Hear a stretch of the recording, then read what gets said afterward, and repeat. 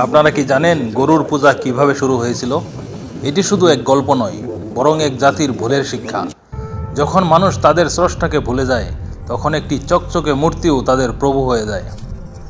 যখন আল্লাহর কুদরতে সমুদ্র দ্বিখণ্ডিত হলো আর বনী ইসরাইল মুক্ত হলো ফেরাউনের জুলুম থেকে, তখন মনে হলো এই জাতি আর কখনো ভুল করবে না।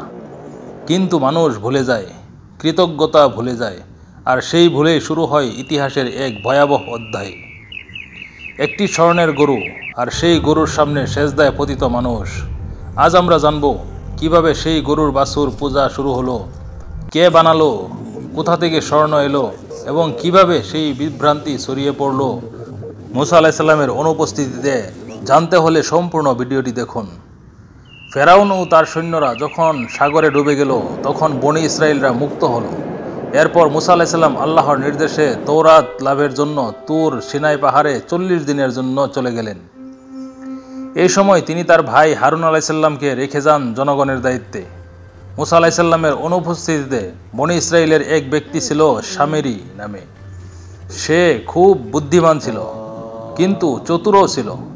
সে মানুষের মনে এই ধারণা ঢুকাতে লাগলো, মুসা তো অনেক দিন হলো চলে গেছে, হয়তো সে আর ফিরে আসবে না। তোমরা এখন এমন একটি উপাস্য তৈরি করো যা তোমাদের চোখে দৃশ্যমান হবে। বনী ইসরাইলা যখন মিশর ত্যাগ করে, তখন মিশরীয়দের কাছ থেকে অনেক স্বর্ণ, রূপা ও অলংকার ধার নিয়েছিল।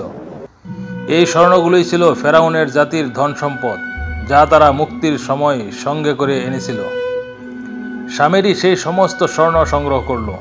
সে একটি বাছুরের আকৃতি তৈরি করলো, আর শামেরি নিজের ধোঁকাবাজি ব্যবহার করে গরুটির মুখে এমনভাবে ফাঁকা নল রাখলো যাতে বাতাস ঢুকলে গরুর মতো শব্দ বের হতে থাকে। এই শব্দই মানুষকে বিস্মিত করলো। শামেরি বলল, এটাই তোমাদের উপাস্য, এটাই মুসার উপাস্য, কিন্তু সে ভুল পথে গেছে। মানুষ সেই শব্দ শুনে বিশ্বাস করে ফেলল, এটাই নাকি আল্লাহর প্রতীক। তারা চারপাশে নাচতে, সেজদা করতে আর উল্লাস করতে শুরু করলো। হারুন আলাইহিস সালাম তাদের থামানোর চেষ্টা করলেন, কিন্তু শামেরি ও তার অনুসারীরা তাকে দুর্বল করে দিল। 40 দিন পর যখন মুসা আলাইহিস সালাম ফিরে এলেন এবং দেখলেন তার জাতি গরুর পূজায় লিপ্ত, তিনি রাগে তাওরাতের ফলক ছুঁড়ে ফেললেন এবং ভাই হারুনের দাড়ি ধরে টানলেন।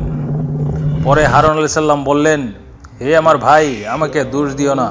আমি তাদের থামাতে চেষ্টা করেছি, কিন্তু তারা আমাকে প্রায় হত্যা করতে উদ্যত হয়েছিল। সূরা তাহা আয়াত 94। এরপর মুসা আলাইহিস সালাম শামেরিকে শাস্তি দিলেন।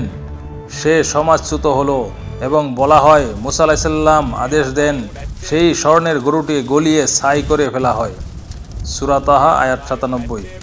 এই ঘটনা শুধু এক পুরনো কাহিনী নয়, এটি স্মরণ করিয়ে দেয়, মানুষ যখন অল্প সময়ের জন্য দিক নির্দেশনা হারায়, তখনই শয়তান সুযোগ নেয়। একটি চকচকে বস্তু, একটি প্রতীক মানুষকে বিভ্রান্ত করতে যথেষ্ট। তাই আল্লাহ বলেন, তোমাদের উপাস্য তো একমাত্র আল্লাহ, যিনি ব্যতীত আর কোনো উপাস্য নেই। সূরা তাহা আয়াত 98।